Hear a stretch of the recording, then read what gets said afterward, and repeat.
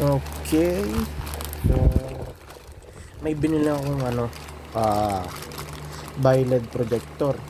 So, sa TikTok shop ko to nabili. Yan.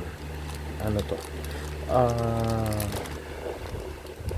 BioLED projector na 3.0 inches. Tapos ang nakita ko dun sa details niya ay 380 watts. Pero hindi ko sure.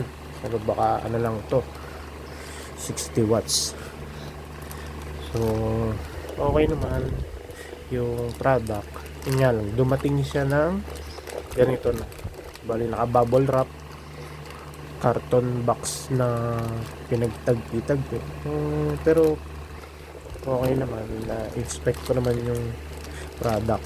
Wala naman siyang damage. O, yan. So, wait lang.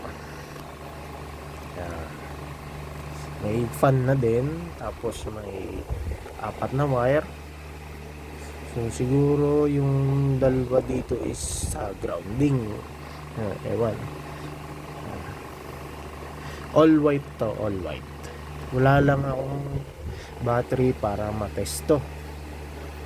So, ikakabit siya sa aking Sniper 155. So, try natin.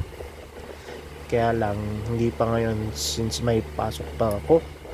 So, baka mga Friday or Saturday ko to maipakabit. Hindi ako nagkakabit meron lang akong may magkakabit lang nito. Papakabit ko lang siya dun sa nagwa-wiring ng motor ko. So, malalaman natin. No? Yun lang.